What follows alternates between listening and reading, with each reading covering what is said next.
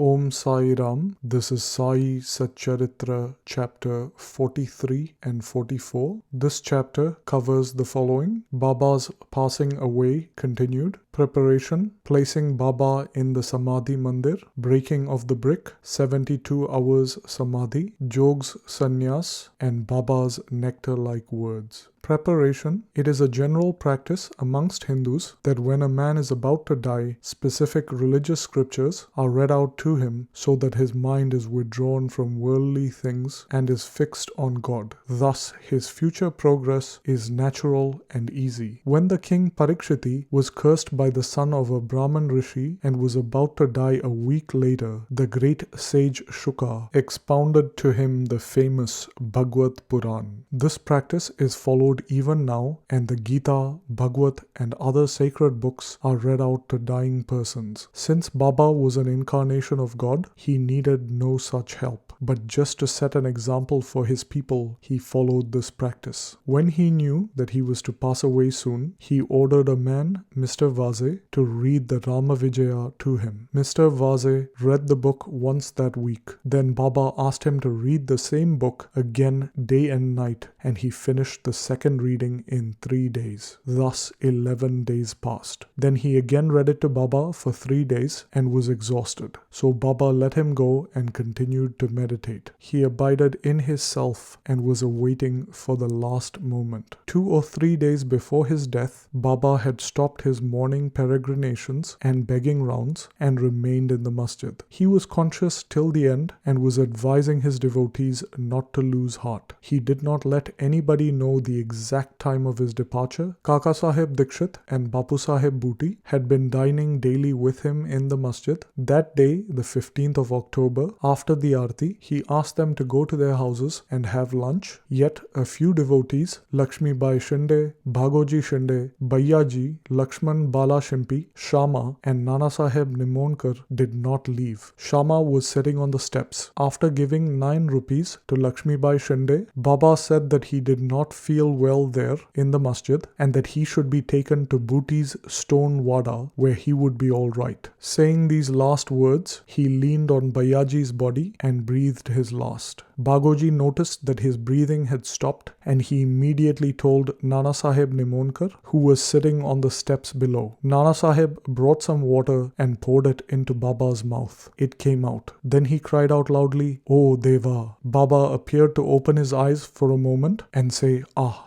in a low tone, but it soon became evident that Baba had left his body for good. Placing Baba in the Samadhi-Mandir, the news of Baba's passing away spread like wildfire in the village of Shirdi, and men, women, and children ran to the masjid and began to mourn his loss in various ways. Some cried out loudly, some wallowed in the streets, and some fell down senseless. Tears ran from their eyes, and everyone was smitten with sorrow. Then the question arose, how were they to dispose of Baba's body? Some Muslims said that the body should be interred in an open space with a tomb built over it. Even Kushal Chand and Amir Shakar shared this opinion, but Ramachandra Dada, the village officer, said to the villagers in a firm and determined voice, "Your thought is not acceptable to us. Baba's body should be placed in the wada." Thus, people were divided in their opinion, and discussion regarding this went on for about 36 hours. On Wednesday morning, Baba appeared in Lakshman Mama Joshi's dreams and drawing him by his hand said, "Get up soon. Bapu Sahib thinks that I am dead and so he won't come. You do the worship and the morning aarti." Lakshman Mama was the village astrologer and was Shama's maternal uncle. He was an orthodox Brahmin and worshipped Baba first every morning and then worshipped all the other village deities. He had full faith in Baba. He came that morning with all the puja materials and despite the protests of the Maulvis or Muslim priests, performed the puja and the aarti with all due formalities and then left. Then at noon, Bapu Sahib Jog came with a few others and performed the noon aarti ceremony as usual. Paying due respect to Baba's words, some villagers decided to place his body in the wada and started digging the central portion there. On Tuesday evening, the sub-inspector came from Rahata. Other people also turned up and they all agreed to the proposal. The next morning,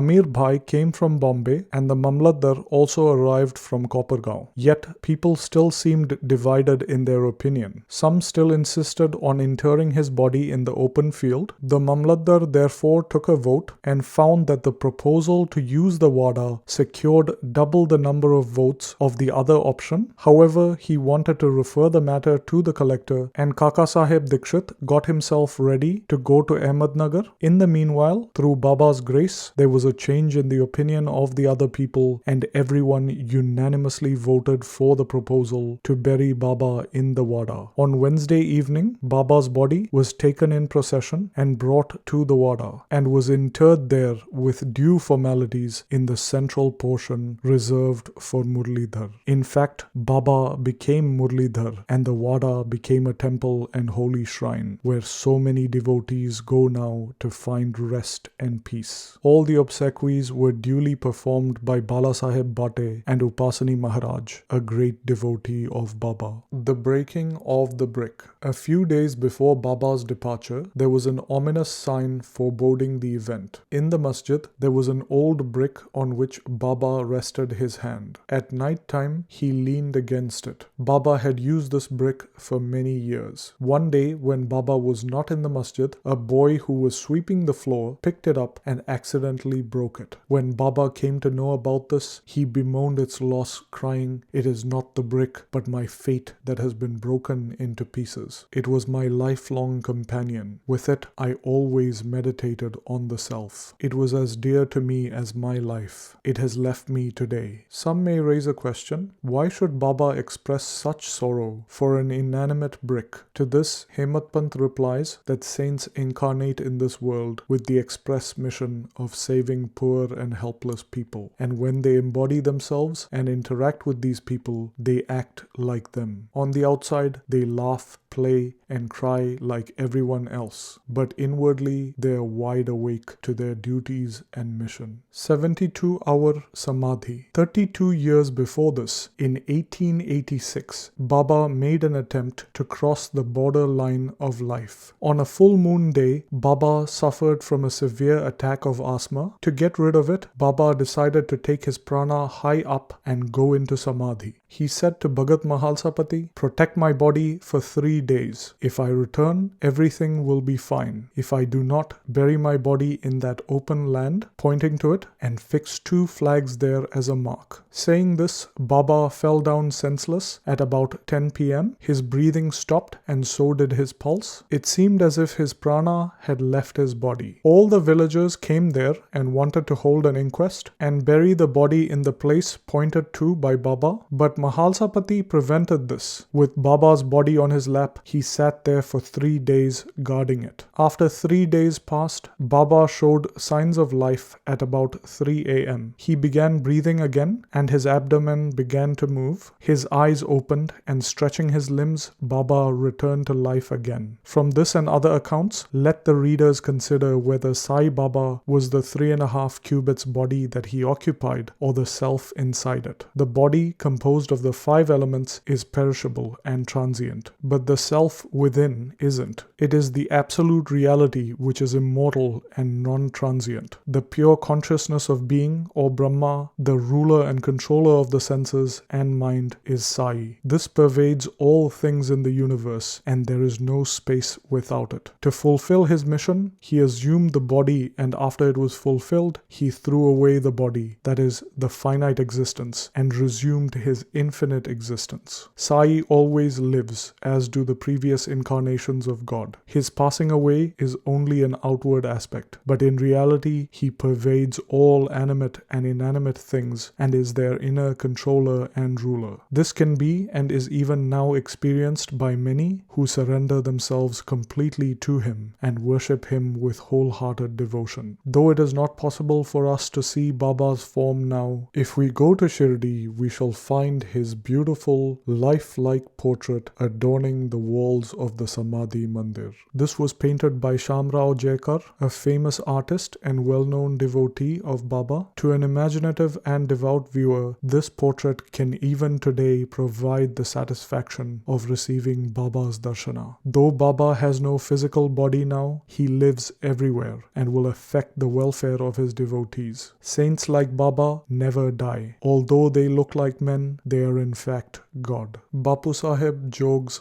Sannyas. Hemant Pant closes this chapter with the account of Jog's sannyas or renunciation of worldly life. Sakharam Hari, alias Bapu Sahib Jog, was an uncle of the famous Varkari Vishnubuva Jog of Pune. After his retirement from government service as a supervisor in the Public Works Department in 1909, he came and lived in Shirdi with his wife. He had no children. Both husband and wife loved Baba and spent all their time worshipping and serving Baba. After Megha's death, Bapu Sahib performed the daily Aarti ceremony in the masjid till Baba's Mahasamadhi. He was also entrusted with the work of reading and explaining the Jnaneshwari and Eknathi Bhagwat to the audience in Sathe's Wada. After serving for many years, Jog asked Baba, "I have served you for so long, yet my mind is not calm and composed. How is it that my contact with a saint has not improved me? When will you bless me?" Hearing Jog's prayer, Baba replied, "In due course, your bad actions and their fruit or result will be destroyed. Your merits and demerits will be reduced to ashes, and I shall consider you blessed. Then you will renounce all attachments and conquer lust and palate, and thereby getting rid of all impediments, you will serve God wholeheartedly and resort to the begging bowl or accept sannyas." After some time, Baba's words came true. His wife passed away, and as he had no other attachments, he became free and accepted sannyas before his death and realized the goal of his life. Baba's nectar-like words. The kind and merciful Sai Baba said the following sweet words many a times. "He who loves me dearly always sees me. The whole world is desolate to him without me. He tells no stories but mine. He continuously meditates upon me and always chants my name. I feel indebted to him who surrenders himself completely to me and always remembers me. I shall repay his debt by giving him salvation or self-realization. I am dependent on him who thinks and hungers after me and who does not eat anything without first offering it to me. He who thus comes to me becomes one with me. Just as a river merges with the sea, so abandon pride and egoism and surrender yourself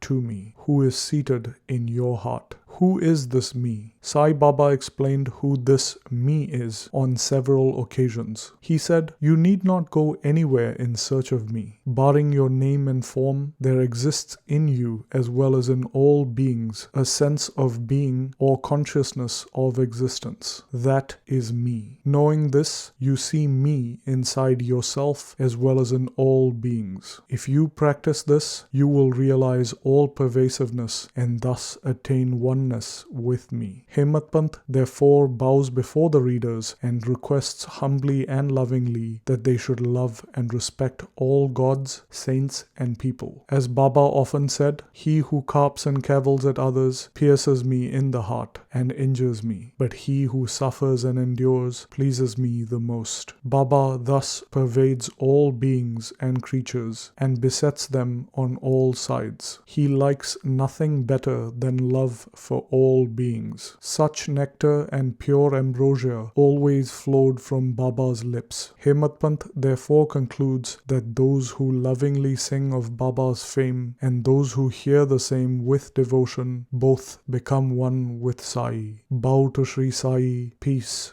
be to all. And this brings us to the end of Sai Satcharitra chapters 43 and 44.